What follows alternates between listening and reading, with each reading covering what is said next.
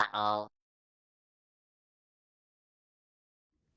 Now, something rather unfortunate about this set is that it's been a while, so I lost the box.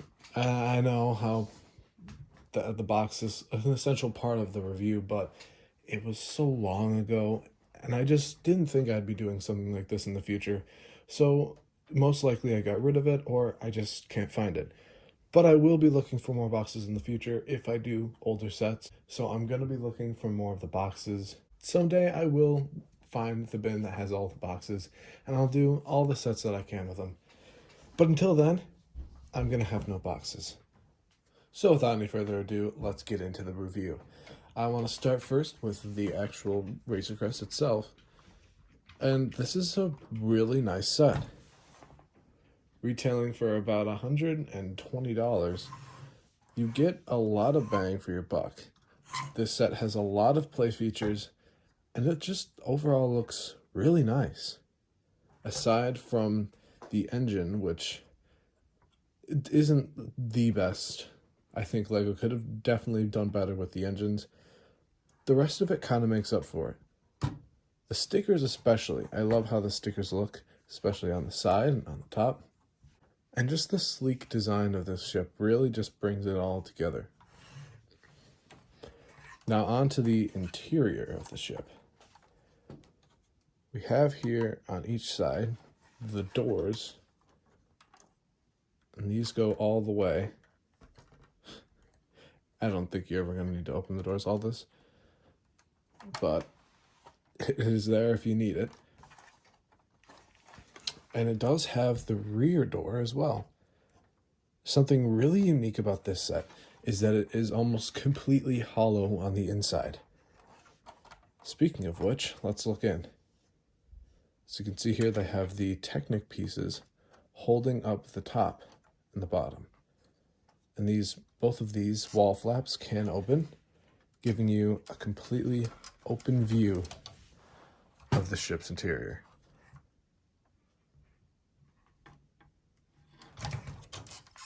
Closing these up, we're going to go to the front where these two disruptor blasters can be pulled down to two separate sides of the ship. We have here on the left side of the ship a weapon rack where you can put Mando's weapons. And Mando's bed where you can have him sleep, or you can have Baby Yoda sleep. Moving on to the top, we can see the cockpit here. This is removable.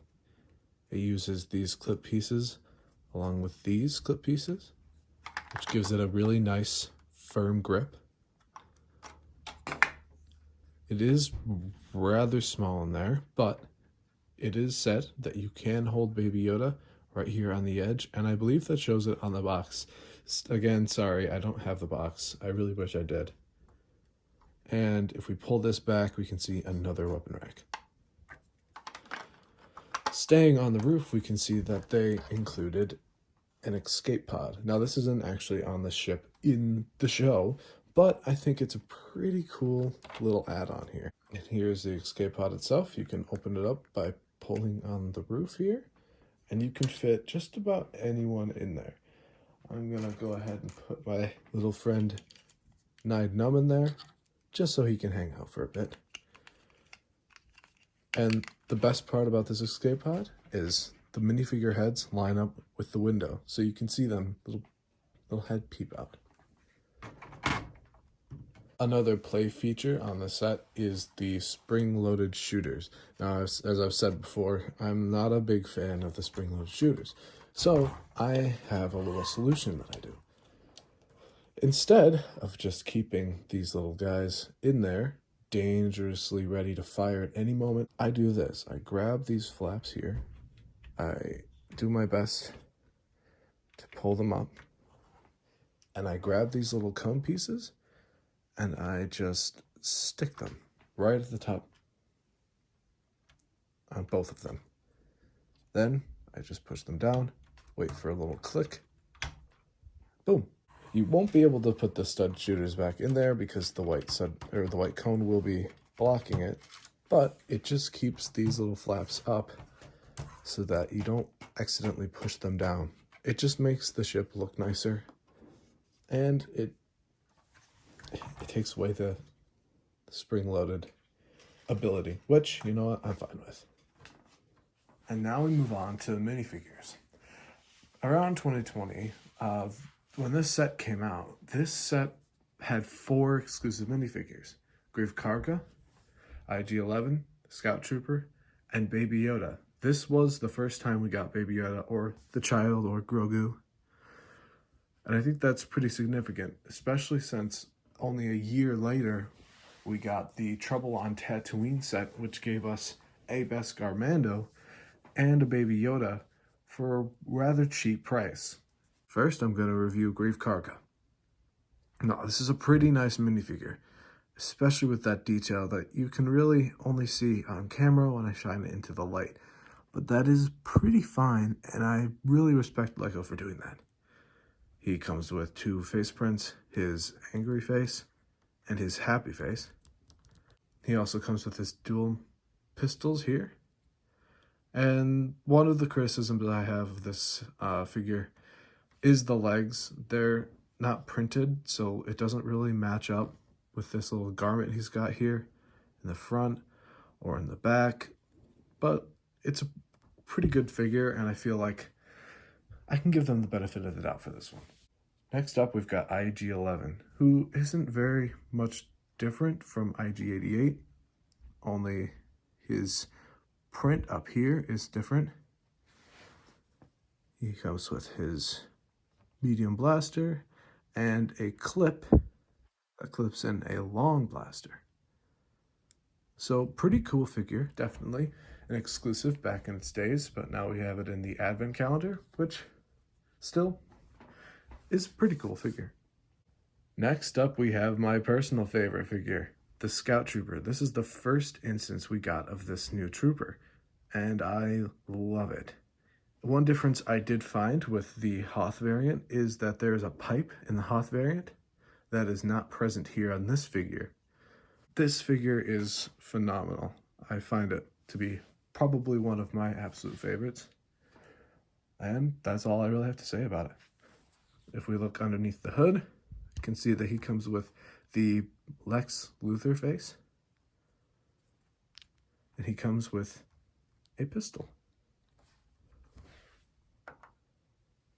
Next up, we have Mando, or Din Djarin. This is the broken Beskar, I like to call it, Mando, with his disruptor rifle. Now, sadly, we haven't gotten a Mando with a face yet, so this one has... We haven't gotten a Mando with a face yet, so this one just has a plain black face. No face yet. I don't think they're going to do an original print for that. That's Mando. He's pretty cool. The cape's cool. It's a great figure for the time. It was a great figure for the time. Moving on, we have the child, or Grogu. On the box, he's listed as the child because they didn't want to give away the name too early. And I think this is overall a great figure, especially since this was an exclusive figure at the time until we got the Trouble on Tatooine set. So overall, I think this is a great figure, and I want to see more variants in the future. One last thing I did forget to mention comes with the Razor Crest. I wouldn't consider these full figures, but I'd consider them what I want to call honorary figures because, well, they have figures in them. The Razor Crest comes with 2 figures frozen in carbonite, which I love the addition of. It's a little bit smaller than the ones we got with Han Solo in Jabba's palace, but I think it's pretty nice. The prints are extremely detailed, and I just think the addition of these 2 was necessary for this set. If not, I don't know, it wouldn't be as cool to me. And if you're wondering where these guys go, you can see right here, there's 2 slots, and you just slide them right in. They are a little difficult to slide in, I will admit. But once you get them in there, they are really nice to display in the set. And you can see them if you open it up. It's a little dark, but you can see them. So that just about wraps up my review of the Razor Crest set. I love this set. It's a great set. I love the model, and I love the figures. Even though they may not be exclusive, they are still definitely cool and were amazing for their time. If you enjoyed, blast that like button, hit subscribe, and ding the notification bell so you can be alerted when I upload a new video. And I will see you all in the next video.